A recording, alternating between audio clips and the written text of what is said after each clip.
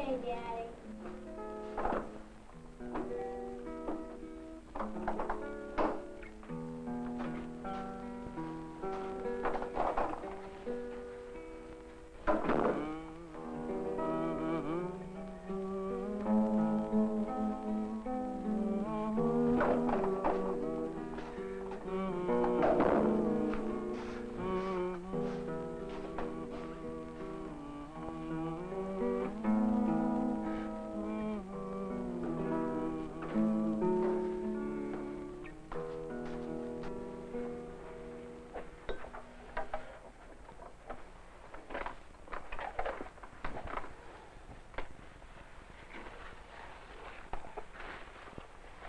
Well, good morning, Bright Eyes.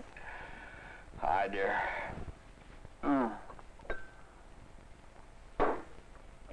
What's all this picture book layout on the breakfast table? Are you expecting guests? I thought it might just start our day off brightly. What's with the pajamas?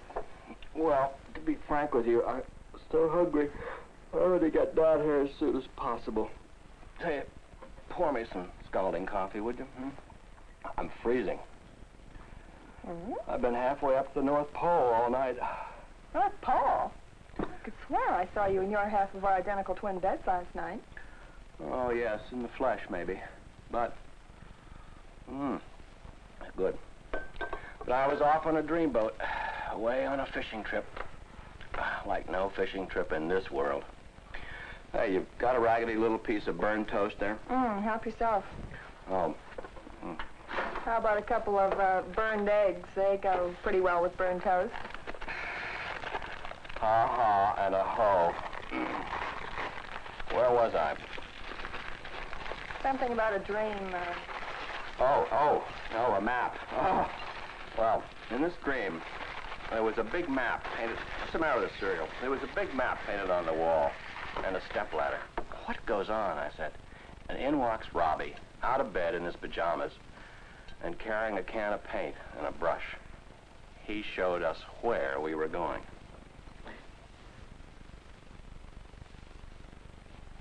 Hold it. I'm lost already. It's pretty fuzzy, but I'll start over. We got in a plane. We dipped a silver wing over New York. We zoomed up to Toronto. We changed planes and landed at Windsor, across the river from Detroit.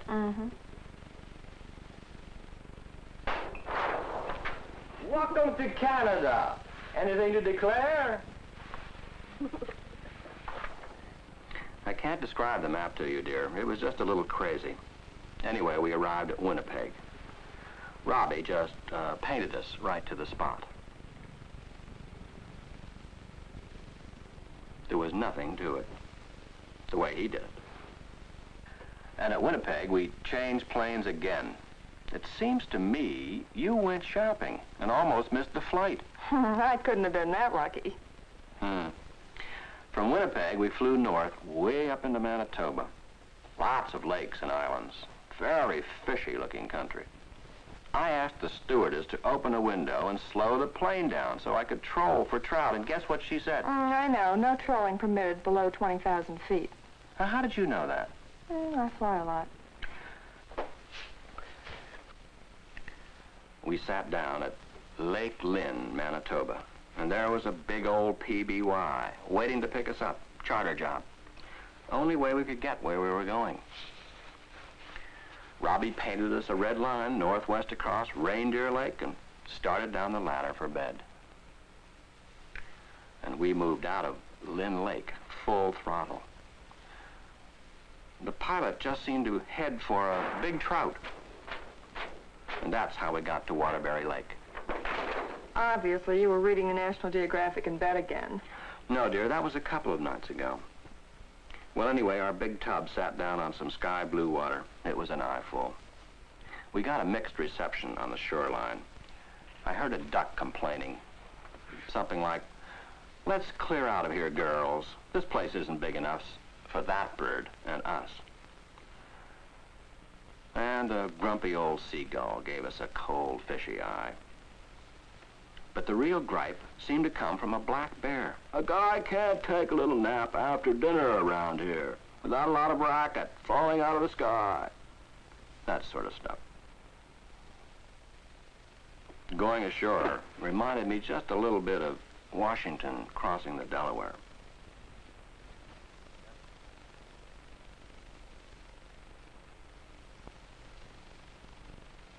A fellow named Jackson owned the place, quiet, friendly, and his wife helped run it. Funny thing about it, I could hear a public address horn in the background telling Jackson's story of how he came to the very top of Saskatchewan and found this little paradise in the wilderness. He flew over this country with a canoe lashed to a pontoon of the plain, and he liked what he saw. So down he came. He paddled all over the sparkling lakes and bobbed his way along the swift water rivers that tie the lakes together. He liked it more than ever when the fishing turned out to be better than fiction. Big fish, willing fish, and lots of them. And there were almost hidden passages between some of the lakes. Lakes fringed with lovely forests, and there was crisp climate too. This was for him. I must have arrived in Waders carrying a fly rod because right off the bat I was fishing for Arctic grayling in a beautiful stretch of fast water between two lakes. Let the dog out before he breaks down the door, will you? Yeah, just a second. Hey, here, boy, come on, easy there. Your paws are all muddy. Oh, he was born with muddy paws. By the way, what's an Arctic grayling? To tell you the truth, I don't know much about it. It's a cousin of the Trout family and hangs around the Mackenzie River system, Alaska, around up there. I've read about grayling, but never saw one alive before. But I caught a barrel full of them last night. Great scrappers. They took a dry fly every time I put one in the water. You know something? In this dream, I was 20 years younger. I wore an old red sweatshirt I used to own, and I had all my hair blonde. The boy I married. I was a pretty good fly caster in this dream. Very relaxed. Had a small audience. You know how fishermen are always saying they want to be alone? But they really don't mind having a witness around when they're taking fish on every cast. I can still see those grayling. Purple gray and silver sides. A big dorsal fin like the sail on a toy boat. And ventral fins with necktie stripes. Oh, speaking of neckties, can Jimmy borrow one of your neckties for the senior prom tonight? I guess so. Tell him to take the knot out before he throws it back in my closet.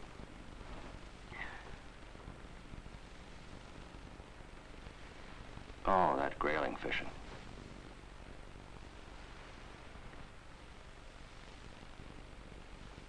I have all kinds of memories of that dream, if you can have memories about a dream. But it just got more and more hectic. Cast, float the fly, bang, fish in the net, show it off, lose one, take another one, hook out,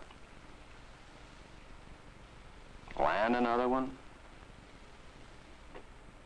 little nature study.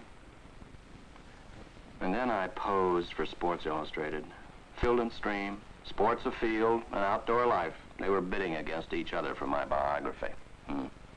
Oh, yes, there was a lady angler in this story, but not the kind that catches bigger and better fish than all the men.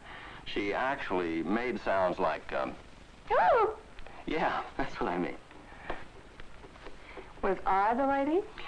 No, you turned into a rainbow as soon as we got there. Not a rainbow trout, a real rainbow. I get it. Something distant, dazzling, and out of your way. I can see your subconscious mind working in this dream. What did you turn into? Well, they served up a baked ham. Oh. No remarks, please. And I turned into a glutton. The next morning, a crew of lumberjacks chopped our cabin down. Sounded like it anyway. And there was some bird under my pillow.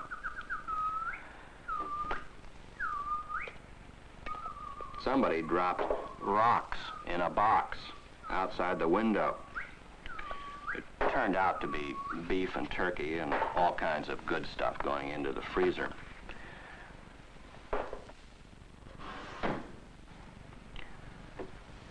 You should have seen the breakfast I dreamed up.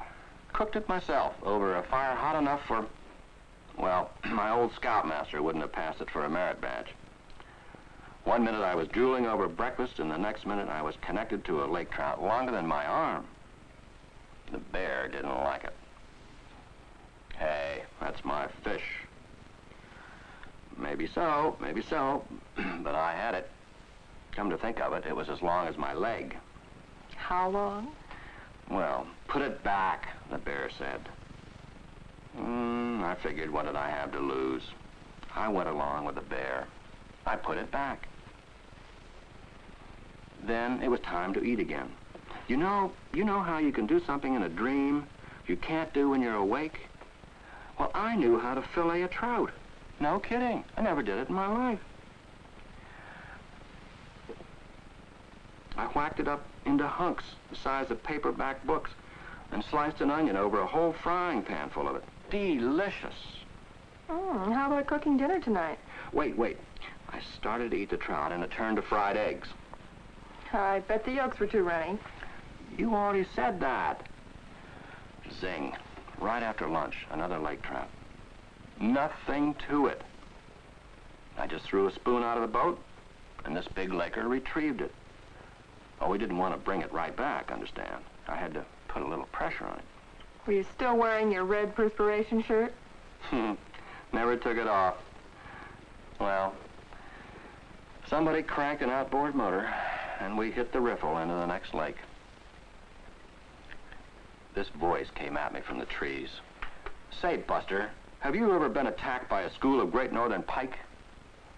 I couldn't remember, but I didn't want to sound chicken, so I shrugged like an old Marine sergeant. I said, plenty of times, boy, plenty of times. And right away, the pike attacked. I just threw them a spoon and hung on.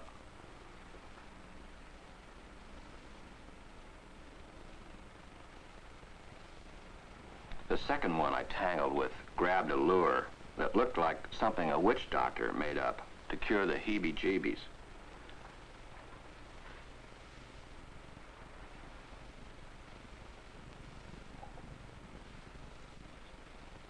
There seemed to be some company in the boat with me, and the hardware was flying wild and flashing in the water.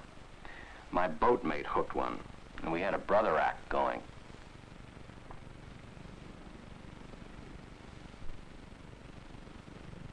Then I posed for all those outdoor magazines again. They were watching my every move and telling me how to hold the fish, etc. I went along with it, of course, my usual modesty. Later on, I gave the photographers the slip and demonstrated a few secret techniques in the art of pike fishing. Naturally, I caught the biggest pike of the day.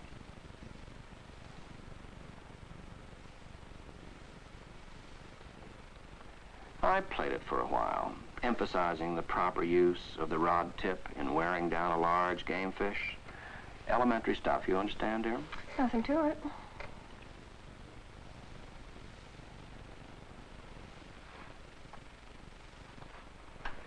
Eventually, one of my students slipped a net under this monster, and I agreed modestly to pose with it.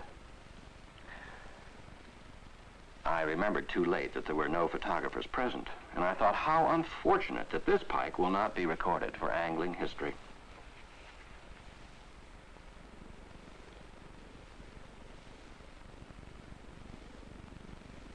You were still a rainbow, dear. Of course.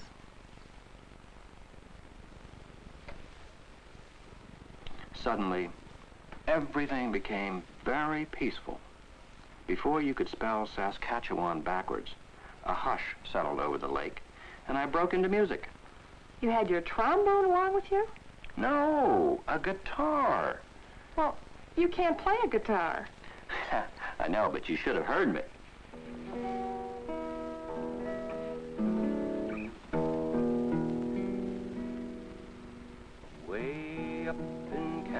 day, growing in a lake. There's a trout, they say, that's too big to take. It's bigger than my little boy is, they say. It's bigger than my little boy is. Don't you worry, boy, your daddy's going to hook it. Keep the fire crackling, 'cause your mommy's going to cook it. Bigger than my little boy is, they say. It's bigger than my little boy is. When I'm back from Canada, dragging that trout, take it on your plate, boy, and eat it inside out. It's bigger than my little boy is, they say. It's bigger than my little boy is. And when you clean your plate, boy, and lie down on the floor, I'll put away my fishing rod for good and evermore. There'll be no trout bigger than my little boy is. No trout bigger than my little boy is.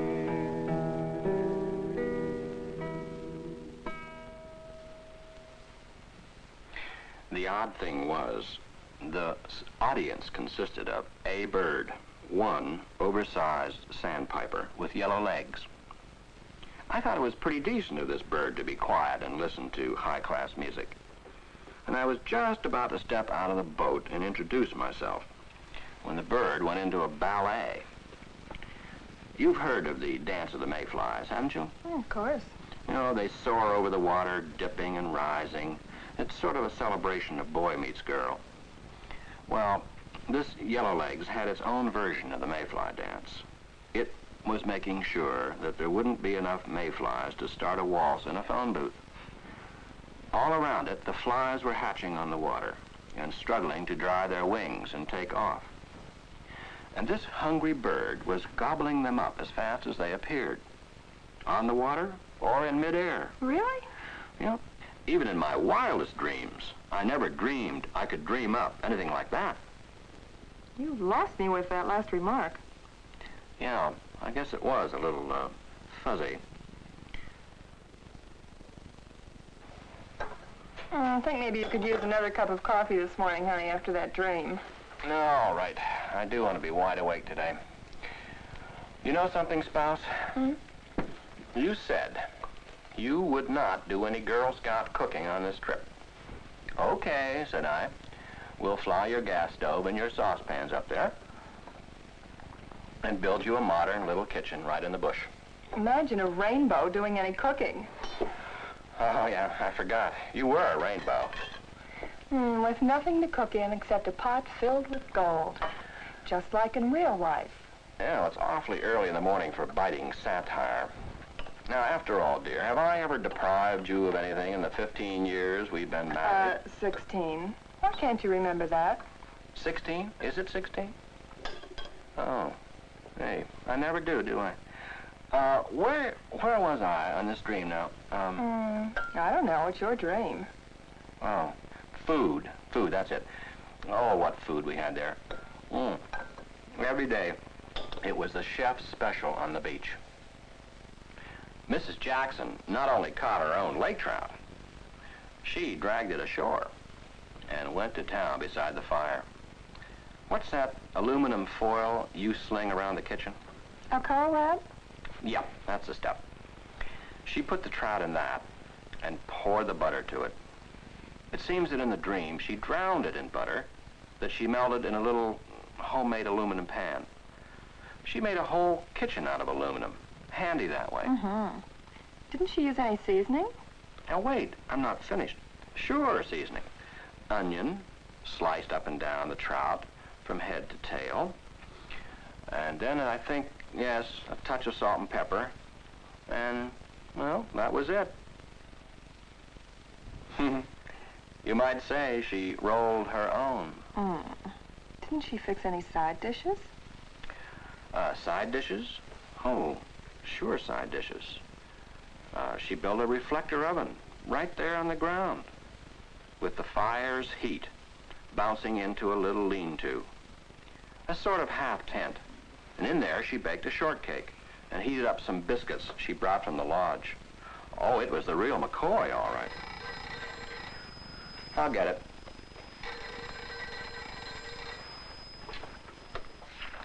Hello? Oh, hi, Pete. That's tough luck. Sure, sure. Right to your door. Yeah. Yeah, about 15 minutes. Okay. That was Pete. Jane ran him out of gas. He wants a ride to the station. See, I forgot where I left off. Where'd I leave off? Shortcake and biscuits. Oh, yeah. Well, while they were baking, the fish was baking. And when Mrs. Jackson unwrapped that lake trout, the butter and onion smell floated out and around like a colored mist. And the violins began to play softly in the background. And I thought, any second, a waiter in a red velvet vest is going to bring a plateful of that to me. The music soared on the wings of the gypsy violin. Gypsies in Saskatchewan? Yeah, dreams can get pretty far out in left field, remember. Well, it all ran together then, everybody eating.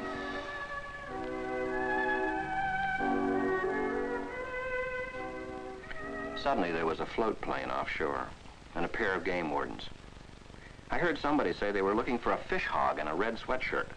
I wonder if I would have pointed you out if I'd been there. Probably.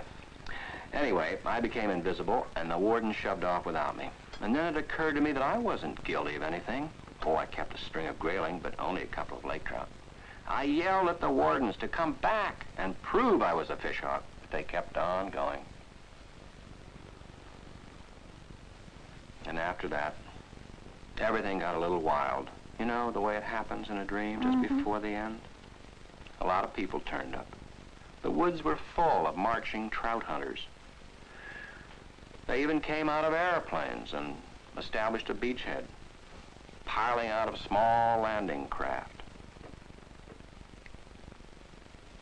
The fishing just turned into a string of impressions, scraps of movement, trout eating spoons and getting the net. Rub-a-dub-dub, 3 men in a streamlined tub. And one of them was me, patting a laker on the back and saying, "Go home, boy." But he wouldn't go. He took the same spoon, fought the same battle all over, and came in close to the boat and said, "What did you just tell me to do?" You know, that kind of funny business. There were trout all over the place. Some of them just torpedoes of color underwater, some of them suspended in midair between water and boat. Trout, trout, trout.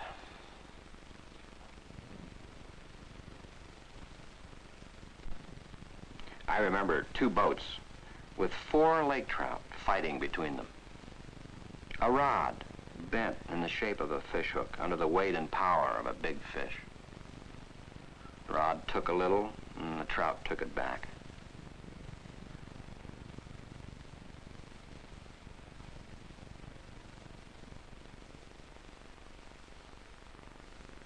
The rod won a yard of line, and the trout won a foot. That's the way it went. Just full of fish, color, water, splashing. I never had such a lovely dream. And there was one trout, I remember, with the light of sunset on it, very dark and wet, with a kind of a gold wash touching the curved line of its shape. When I'm back from Canada, dragging that trout, take it on your plate, boy, and eat it inside out. There'll be no trout bigger than my little boy is. No trout bigger than my little boy is. And that was just about the wind-up. we drifted down the lake for the last time.